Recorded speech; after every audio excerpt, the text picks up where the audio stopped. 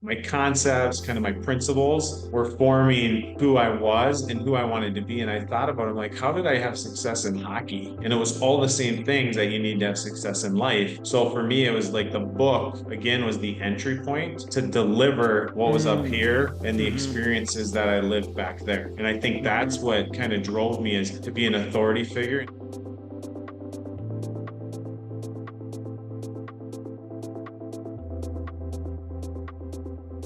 Honestly, for people to take you seriously. I think in Mm-hmm. anything, if you want to grow your brand and spread your message and impact and inspire other people, that's the easiest way. It's the most cost-effective way to spread that message.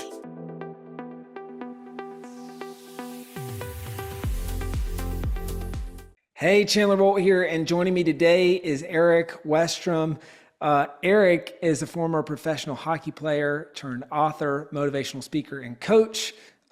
He spent about a decade in the NHL. If you're watching this on the YouTube channel, you can see that hardware in the background. You can see the picture from his playing days. But he's the author of a book called Becoming Elite. It's kind of a fun story, which I'm sure we'll get into. But Erik worked with us on his book, just did really well with it. And then he decided to join the team. He's one of our author strategists at selfpublishing.com. He's completed over 200 one-on-one calls with aspiring authors. And he's also speaking at Author Advantage Live this year. So there's a lot of different things that we're going to unpack. We'll talk about his journey as a pro athlete, turned author, what did he learn from that? We'll also talk about, and I think this will be very poignant for people watching or listening, is he's spoken with over 200 people like you who are thinking about taking that next step with their book. And so there's a lot of lessons learned there. At some point, we'll also share, you'll have an opportunity to book a call directly with Erik to talk about your book. So there's a lot to cover, a lot to unpack. Erik, what's happening? Good to have you here. Hey man, I'm excited. It's funny when you were talking just now, gets me thinking about like my wife, how she always says I got so much going on. I think you kind of just solidified that in my journey from playing hockey to owning businesses, right? To, writing my book to working with you now. So yeah, I've been blessed with the journey and I'm excited to continue for sure. Well, we're blessed to have you on the team, man. You're already, we talked about this, raising the bar, and you've already raised the bar and are helping change the lives of a ton of authors through the work that you're doing. So I guess before we get into kind of your journey as a pro athlete and the book, I want to just do a quick plug for Author Advantage Live. For those who don't know, Author Advantage Live, this is our yearly virtual event. We've got an incredible lineup this year. We got Gary Vaynerchuk, we got John Gordon, Dan Martell, Jess Ekstrom, and Erik.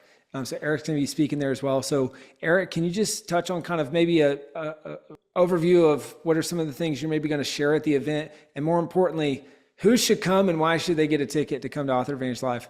Yeah, and I think for me, I mean, it goes back to years ago, even when I was invited to that as, a person on the peripheral watching virtually and just the resources you gave us. I mean, it's life changing right there. Right. And I think the biggest thing that I'll be talking about too is kind of combining both like my journey about becoming elite, what I talk about, fixed versus growth mindset. How do you get outside of your comfort zone? Because that's what I find, like you said, the 200 plus authors I've talked to, 9 times out of 10, they're in their own way because they don't know what to do.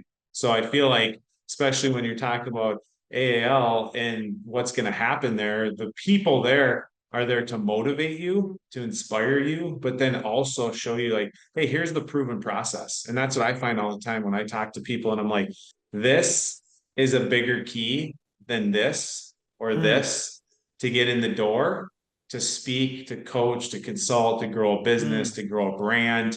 And I think that's the biggest thing I'll talk about too is like before even, hey, I played pro hockey, I did this or that. Like, great, awesome. But now I'm an author and people are, oh my gosh, you wrote a book.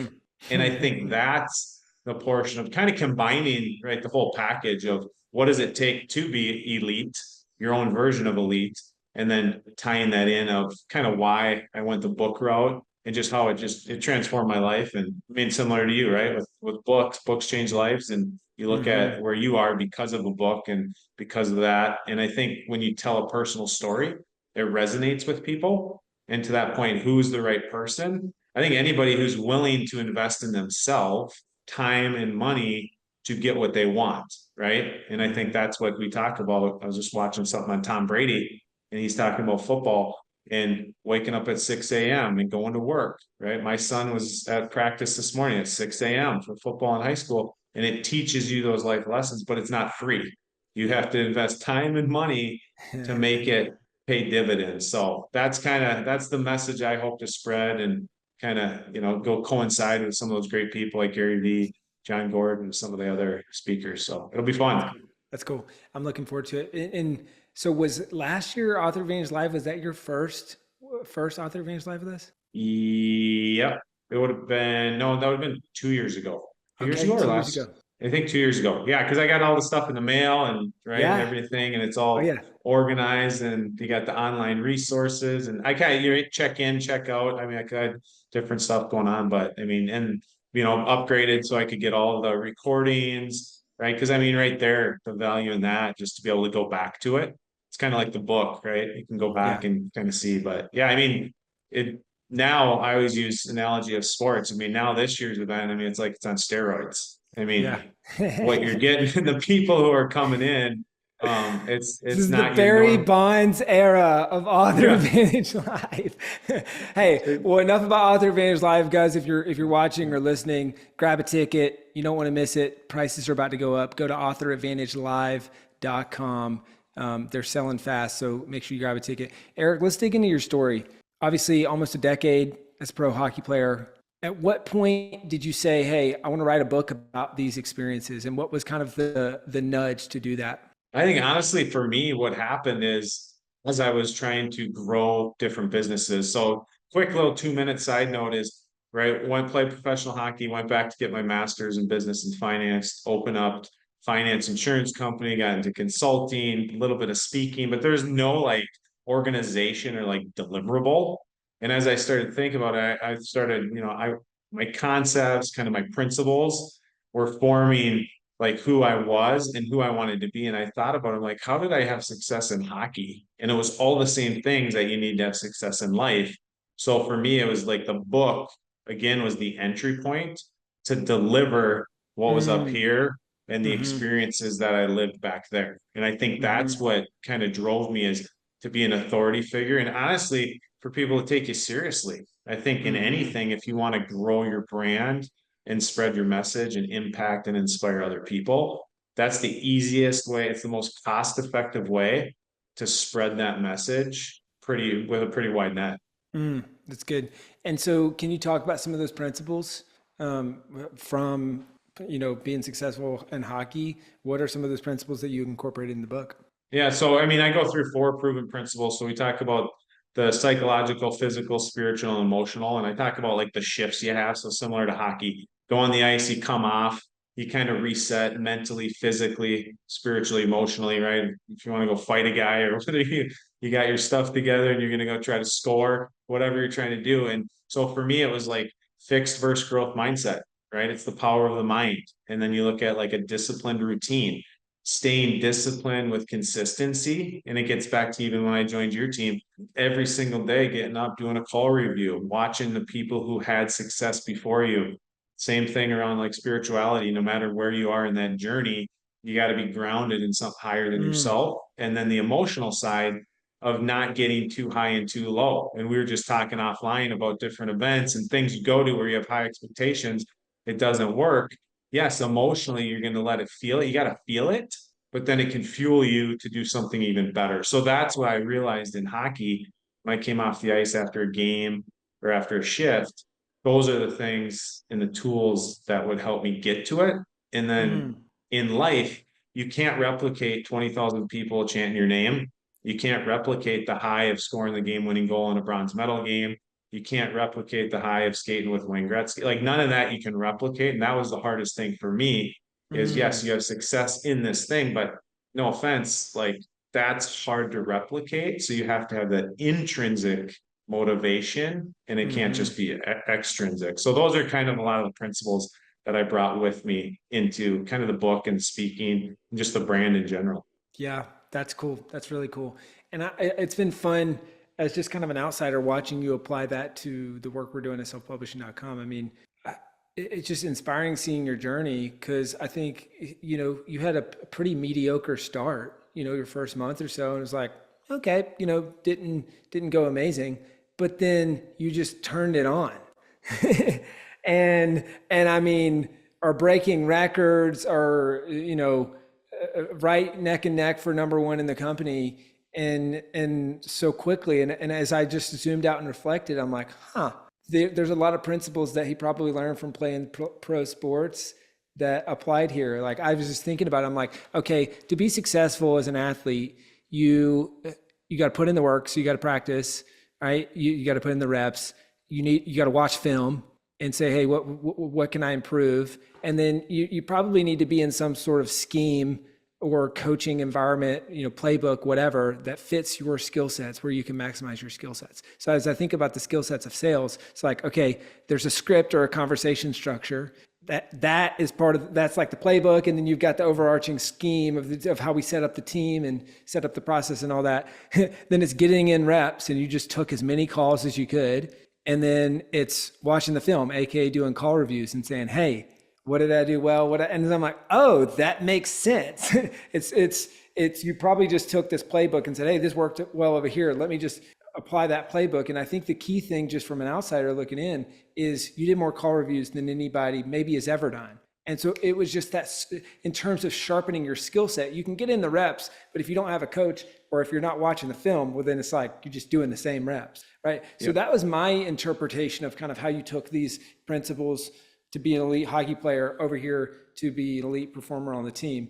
You feel like that's a good assessment? Are there things that I missed, things that I got wrong there? How do you look at that? No, I think it's pretty dead on, right? Because you look at, I mean, even my schedule now, the first hour, technically my work day, right? I still keep that designated for training. Tomorrow might be the first time I fudge on that, because I might have somebody, in a different country that needs to get on my schedule. And I'm very tentative in that, because every morning, right, in that hour, I listen to a call, whether it's an SDR, so someone's setting the appointment, whether it's myself or whether it's another sales guy.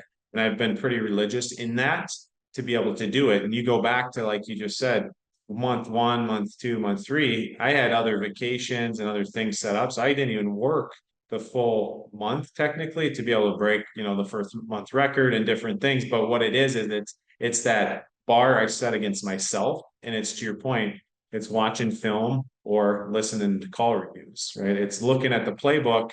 You're not going to follow the playbook 100%, right? You're going to call an audible when you need to. And I think that's what I learned is follow the script, right? Nail that into your head, because that's about 75% of your conversation. But the other 25% has to be you. So it's the same thing when someone's reading my book or when I'm talking to someone about becoming an author. Yes, we have a tried and true process, but your process of what you're going to go through in your roadmap, Chandler, is going to be different than mine, is going to be different than hers, and different and so forth. So I think that proven process for myself is discipline and also getting uncomfortable, right? Because when you're comfortable, I think that's when it changes. So for me, it was getting uncomfortable, right? Taking calls, getting denied, and then moving on, and then following up.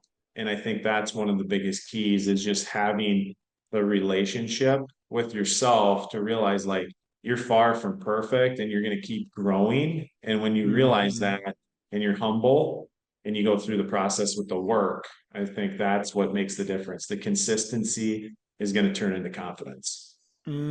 Consistency turns into confidence, and a lot of times comfort turns into complacency, right? So pushing yourself to be uncomfortable. Let's zoom back into your personal author journey, Erik. How did you hear about selfpublishing.com? Where were you at in the process? Like, had you started your book? You had it done?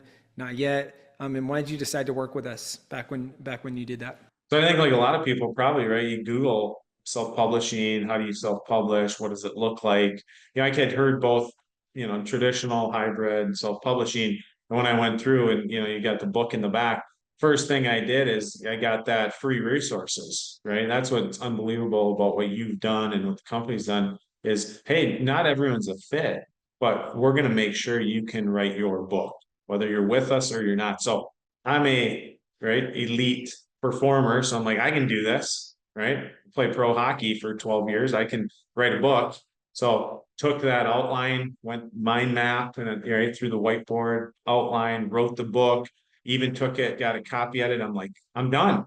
And then I'm like, oh my gosh, now the hard work happens. So do I go on all these do it yourself, right? Piecemeal a cover design, piecemeal a formatter, piecemeal. And I just said, you know what? These are the best people, right? Looking at reviews and just getting insight information. These are the best people. Scheduled a call, jumped on that with someone like myself, right? Matt Seitz, who was, just getting into it, I think, at the time. And then Aaron, obviously, who's our fearless leader now, both jumped on and went through the process. And it was just the way that it was outlined and delivered of it's self-publishing, right? So there is, I think that's where people get so sidetracked is we're going to walk you through the whole process. We're going to coach you and we're going to do a lot of it for you. But at the end of the day, it's your story, no matter if it's a children's book, if it's a novel, if it's a self-help, if it's motivation, you have to do some of the work because it's your story that we're trying to sell. So that's what I fell in love with is it's the individual roadmap is Right. different for everybody, but that process is very similar because I mean, we've published over 7,200 books, 91 countries, 18 languages, and the track record shows it. So once I knew that, I'm like, you know what, it's a no-brainer.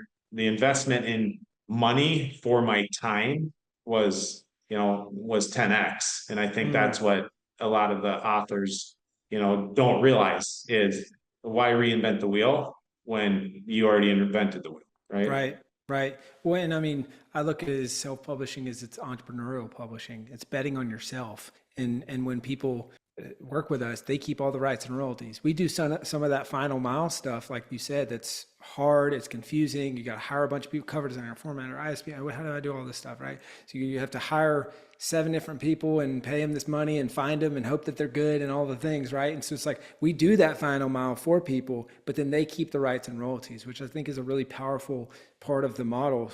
Whereas an author, you can bet on yourself. And then to your point, every person's journey and needs are different. That's why we start with the consultation call and do a publishing consultation with folks where we say, hey, what are your goals? What are your challenges? What's the plan? All right, let's come alongside you, put together a plan, see if we're even a fit to work together. Because I think this is something that not a lot of people realize, but I mean, we have thousands of people apply to work with us every month. We only accept a handful of those folks into the program. So we've got about an 8% acceptance rate. Harvard's acceptance rate is about 5 to 6%. So you could say it's almost as hard to get into selfpublishing.com as it is to get into Harvard. And that's not hyperbole. That's just math, baby. Right? Like that, and even the hundreds, if not thousands of people a month that we disqualify from even talking to us because they're not a fit or they're not serious about it. Right. And so, but that is why I think it's like a really helpful starting point of the journey is that call to customize it. And so I'll mention this real quick, guys. If you're listening to this right now and you're thinking, hey, I'm on my book journey and I want to take that next step, whether it's I'm still in the ideation phase or even I've published and this thing is just not doing anything and I want to like really market it better. I would encourage you book a call with Erik specifically. You can go to selfpublishing.com/Erik. That's ERIK. Erik spelled with a K. So selfpublishing.com/Erik. Book a call with him. He can walk you through the process and how it might be helpful. Erik, I want to ask you this. As your time as an author with us, what was the most helpful part of the process? I mean, that's a kind of a loaded question. Depends on where you were in the process, right? I think for me, like my initial title was Let's Make the Shift. So again, it was around hockey and shifting. And, my subtitle, I remember, and the cover design was, something different. And met with Brett, right? Obviously he's a legend. He's been around forever. And just the wherewithal and just the market knowledge that the team of coaches have, right? And you have to come into this with no ego, right? And humility of like, do you really think Brett wants to change everything and not have success, right? He wants to be the guy who's like, hey, I'm the one who came up with this title. He never says that. I don't even know if anyone knows this, right? We worked on it together and then we started talking about what that looks like. And obviously the cover design team is lights out. I'm working on my second book now. and I kind of cheated around the fact that hopefully my title sticks, but the internal team, I kind of sent a little message like, hey, what about that? And like literally sends over this unreal cover design. And I got two that I'm looking at within, X amount of time because they're so good. And I think that's for me, that's what helped the most. Like that's priceless to be able to have A, the communication, but B, the team, right? So if Brett didn't know Mhm. some, he might lean on a different coach, right? You got Right. 10 coaches. It's not a one-man pony, right? Like some of these places who Hmm. say they're going to help you self-publish, right? It's a guy in his basement and somebody else who's doing graphic design. Whereas the team, that's what I found is if I didn't get the answer somewhere, and then the one thing I utilized probably the heck out of was the office hours with coaches each Mm. week. If I got stuck, I would jump on, whether it was with Brett, Scott, Karen, whoever the coaches were, and I'd get an answer because I didn't need an hour meeting for that. Right. I just needed. So for me, that's what I mean, from the cover is what sells the book. And that was my Hmm. biggest thing is like, how can I do that? But you go through the whole process formatting. I mean, this image actually came from the inside of my book from what they formatted and found. That's I don't even cool. know if I found it or they found it. It's in here. And then I started tracing it one day with a Cool. hockey puck. And that's how this brand, right? All my stuff, right, that's branded came out. So, I mean, That's cool. obviously I could, that's why I'm here working with you because I think, just the team and the people and everything. So, like I said, loaded question because each part of the process, got better. And the editing I use is actually our in-house editors now, Yeah. right? So, Kat and her team I use for copy and content edit. So, it's all Yeah. kind of come full circle, which is pretty cool. That's cool. That's amazing. I hope you're loving this episode so far. So if you're serious about writing and publishing your book, we would love to chat with you and help create a custom plan. All right. So all you need to do right now is go to selfpublishing.com/schedule. Schedule a 45-minute consultation with one of the experts on my team. All right. Let's implement what you're learning in this episode and let's see how we can help with your book. Go to selfpublishing.com/schedule. And I think one thing to just underscore, because it's so funny, I feel like we do a bad job of publicly talking about this, but is part of, if we're selecting someone to work with us, is we pair them up with a coach based on their needs and their style and their book and all that. And because we do have a deep coaching bench and a bunch of folks who are really, really talented, we're able to make those pairings that work really, really well. It's like a wine pairing, right? I mean, it's like just you coming in, it's like, oh, cool. We've got a business focused coach in Canada. Yep. It's like, who knows hockey? Yep. Like, let's pair him up with Erik.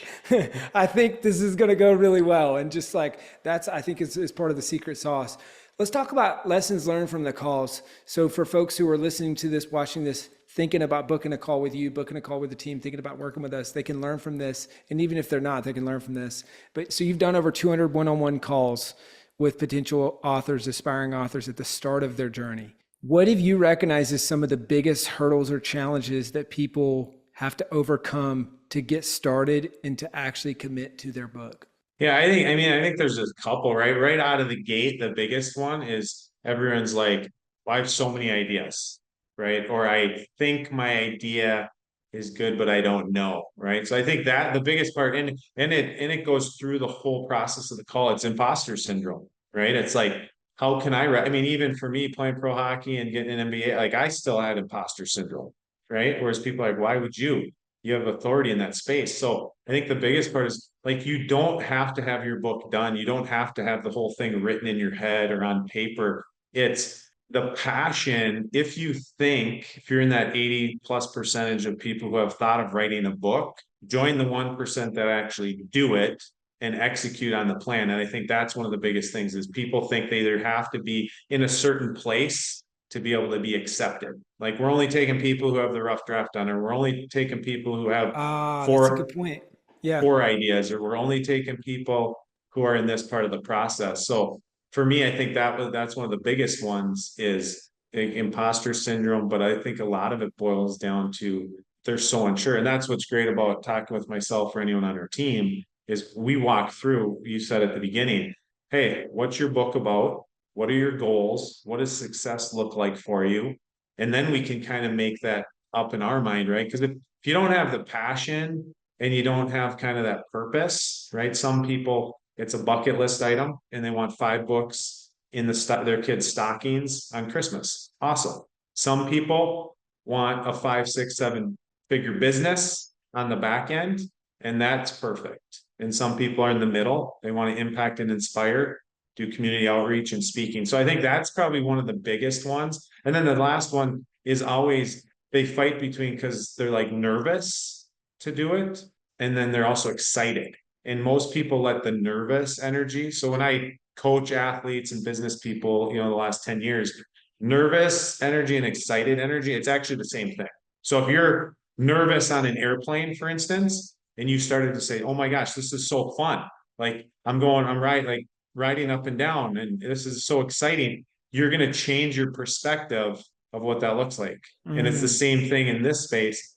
If you let the nervousness, you're never going to write a book, right? So you're calling us because you're excited. You're calling us because we're the experts. You're calling us because you have an idea, and don't let imposter syndrome and nerves defer you or deter you from even making the call and then going forward with the program.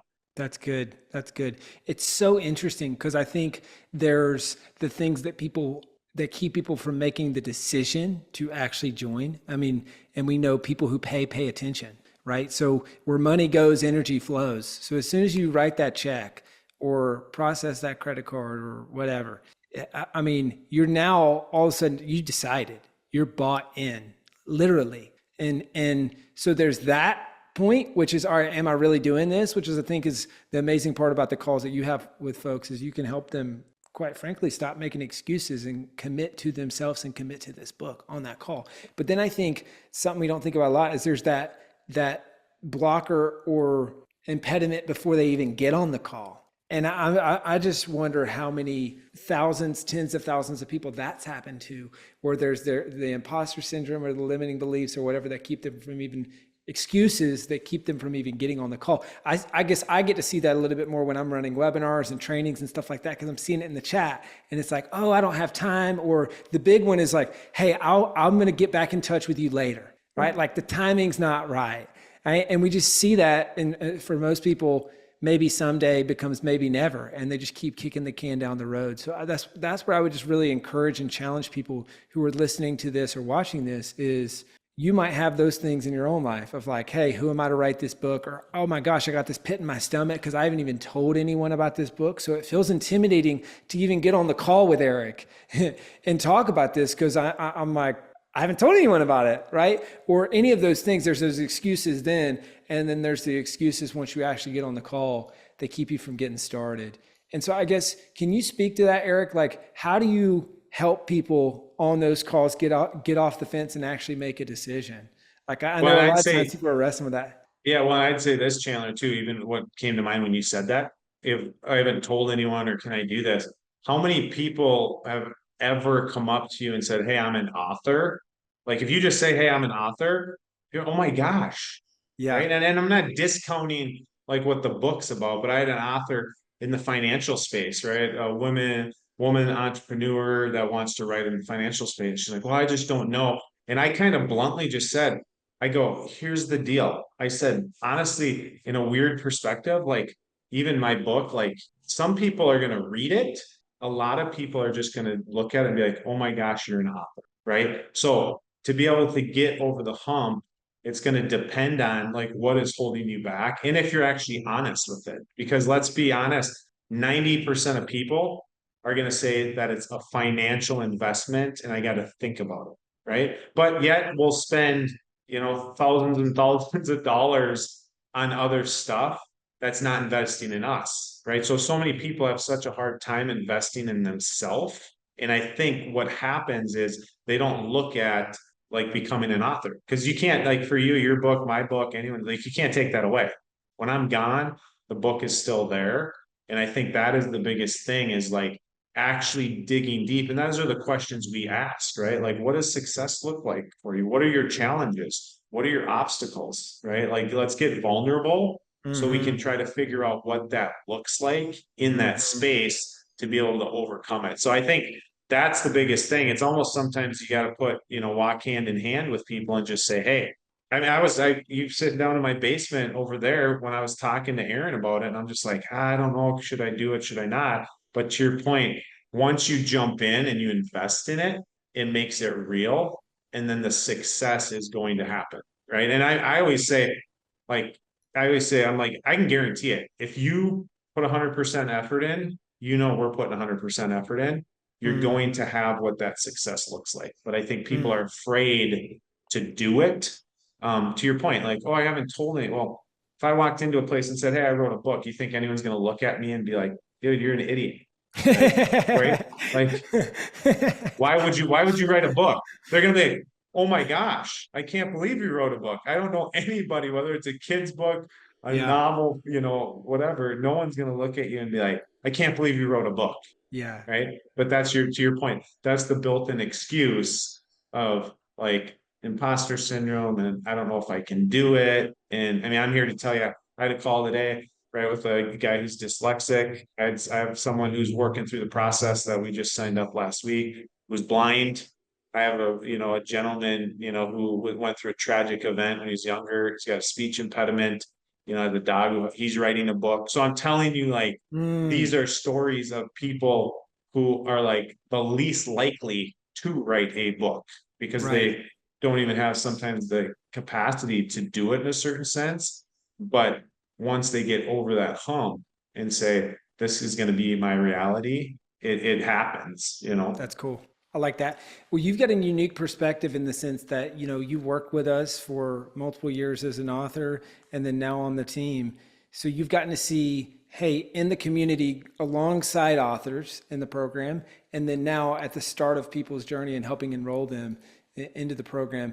From both perspectives, what's one or two common traits of the most successful authors that you've talked with? I mean, one of them, and we were talking about it before, which is like how athletes and just how people are. I mean, I think discipline, right? Because if you look at working with your coach, having the portal, having, basically it's like self-publishing for dummies, right? You go through and it's like a checklist. As I'm writing the second book, you go through mind map, outline, everything. So if you stay disciplined, and I always talk about 1%. That's 15 minutes a day. Even if you do 15 minutes a day for 100 days, you just improved 100%. So if you can do that in the book aspect, right? So discipline is a big one. And then also engagement, because as an author, it can be lonely because everyone thinks, hey, I have to go into a cabin in the mountain or I have to go escape, right? Which is fine. You can escape in the basement, your office, you're still alone writing. It's like sports. You don't have somebody cheering you on. Yeah, go, go, go. Right. And I think that's the part. So like the discipline and staying engaged, right? Because the Mm, people, I can guarantee anyone who, says, oh, this isn't right for me or I didn't like this process. And I had a call with a guy today. He said that he goes, it says it self-publishing. You have to be self-motivated to actually do it. So if you have self-motivation, which is discipline, because you do it when you don't want to do it, that's the difference between mm, motivation and discipline. Motivation is when you do it when you want to. And then the other part is engagement, right? Engaging in the community or engaging with your coach, mm, engaging, with other people. And I think those are the two that I find those have the most success because it is a lonely journey. Sometimes when you're an author, and then that's when imposter syndrome and all those things we talked about, that you get somebody off the fence. And that's the easy button, right? That's to go back in their comfort zone. But to get uncomfortable is through discipline, right? Consistency and engagement. that's great. I love that. Let's talk about the flip side. A common trait or two of people who don't do well, or even people who just don't even get started. What have you seen there? Yeah, I'd say one of the biggest one is I've got to be like polite on this, right? Is I don't want to say laziness, but it's like thinking that you're just gonna say, like I'm gonna say, hey Brett, I want to write about, proven performer, I want to be a speaker. Here's my idea, right? Call me in 30 days and let me know when it's done. Right. That it's gets back to self-publishing, right? It's about you, and that's why we want you to be involved, right? So no matter how you're writing it or what you're doing it, you have to be involved and engaged. And I Mm, think the people who yes. don't, right, have these expectations that we're just going to take your idea or your book or whatever and just do it, right? Yes, we do the majority of stuff for you, but we want the engagement. So book cover design. Hey, give Yeah. us some feedback. Let's deliver it, right? Yep. And I think that's the same thing with people, right, who don't jump in. It's because they don't have those tools, right? They have that self-doubt. They're just kind of questioning. And it's always, when is the time, right? So I had a mentor of mine, my neighbor across the street, right? He's got like apple and pear trees, and he always brings fruit over to my house, right? And I told my mentor, I'm like, gosh, I'm like, especially with how expensive fruit is now. I got 4 kids, and my kids love fruit, right? Which is great, but it's pretty expensive. Yeah. So I asked my mentor, I said, I'm thinking I might plant one. I'm not sure when. And he's like, when do you think you should? I'm like, I don't know, Minnesota, the weather. I said, my father-in-law's a farmer, he goes, Erik, he's like, zip it. He goes, best time to plant it was yesterday. So do it now and you'll bear the fruits later. To this day, still haven't planted a tree. But the great news is his son went to college and they're empty nesters, so they get a ton of fruit, and my kids can reap the rewards of the fruit. But to that point, when I talk to people, it's like the timing, right? I think it's the timing that they Totally. always talk about. I'll do it. I had a guy yesterday, he's like, yeah, I'm gonna call you January 1st. I'm like, Yeah. I'll be I bet. waiting, I bet you, and you say, hey, you want to bet? I'll bet you $1,000 you want. Yeah, exactly. It's like, you're not. I No, mean, and we've been around long enough, almost a decade now, to see that. And, if you're around long enough, you outlive all the timelines that people told you they were going to get back to you in. And we're batting about 0.1% on those people actually circling back. And so I would say the timing's not right is just in general just a big excuse to not get started. I I got would my say, checklist for everybody who's going to get started in January, so I can send them my new book. Hopefully, so it keeps me accountable. So I can send them all. Hey, I know you were going to get started. I started the same time you were going to get started, right? I'll be like, hey, here's book 2. Maybe that'll push them over the edge. We'll I see. love that. I love that. Well, a couple final questions and we'll wrap up. Knowing what you know now, both from going through the process yourself, but also from advising a bunch of folks who are getting started in the process. What would be your parting piece of advice for the folks who are, hey, I want to get a book done this year or these next few months, or they're kind of wrestling with it, thinking with it on the fence? What would be that advice? Well, the best part is we didn't even go over any of this conversation beforehand, right? Got on here and just shoot from the hip. Exactly what I just talked about. Like my advice to myself was I should have done it 6 months early. I should have done it, Mm, right? So as I went through that process, like if you have the passion, the idea, and the thought of actually doing it, like get off the bench and into the game, lack of a better term.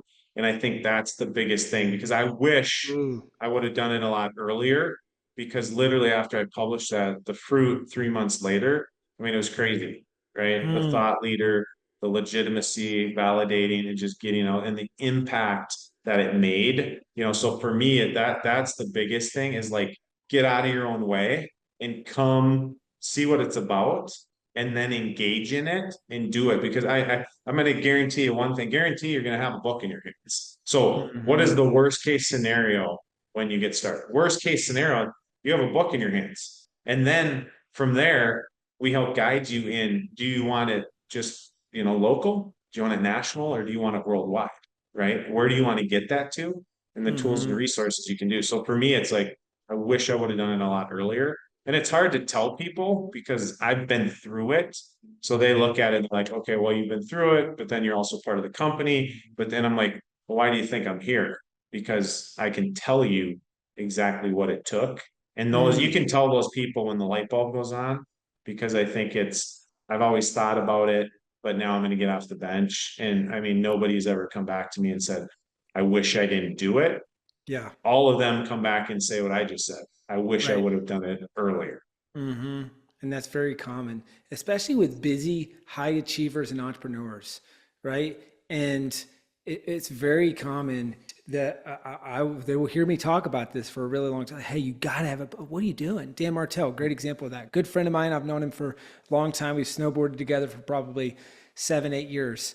And he just launched Buy Back Your Time, I guess a year ago, and he's like, oh my gosh, I wish I would have done it so much earlier, because it's just exploded his brand, his business, all that stuff, right? By the way, he'll be talking about all this at Author Advantage Live.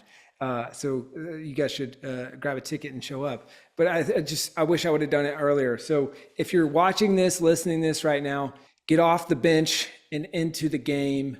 It starts with booking a call with the team, and let's see how we can help. So go to selfpublishing.com/Erik, ERIK. So selfpublishing.com/Erik. Book a call with Erik. We'd love to chat with you, see if it's a fit, see how we can help, kick you in the butt a little bit, get you started, and you'll be on your way. So I would encourage you, if you're thinking about it, book a call with him, and let's do the dang thing. I know you said some people say, hey, I'll talk to you in 30 days, and I hope you got the book done. You got to be engaged. You got to be involved. We're rolling out ghostwriting. So it'll be a little bit closer to that reality, but it still takes involvement, right? You've got to be the CEO of your book, and you got to be in the driver's seat. Now, we're going to be some of the implementation arm, yes, but you got to be involved. You got to be engaged. And when you do so, watch the results that brings. It's exponential. It brings leverage to what you do. You do work once, you create this book, that book goes on to impact thousands, tens of thousands, maybe even millions of people. It brings back income in the form of royalties. It brings back business. Like I could talk on this for a really long time, but book a call with Erik, chat with him. Let's get started with your book.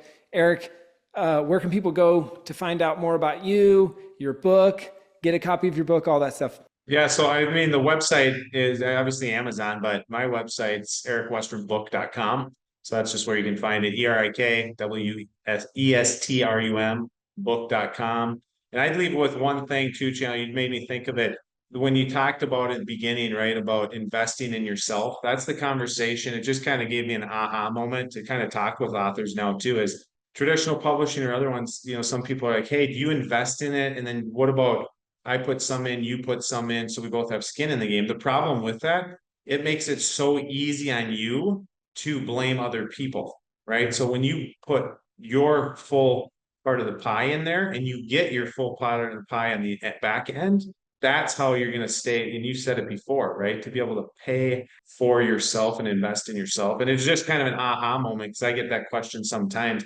And I'm like, traditional or hybrid, like, they don't care. Yeah, they're quote unquote putting their percentage of the pie in, but all they're doing, it's like going to the local store and they say, oh, this is 50% off. Really? They're selling it to you at full price, right? But they're not putting any skin in the game. So I think that's to that point, is when you put time and money into it and you get off the bench and actually do it, like you're not going to be mad that you made that investment in yourself. So I think that just kind of was an aha moment as you were just closing there, of what you can do and the power that you can put in yourself, right? And make an impact in others. It's great.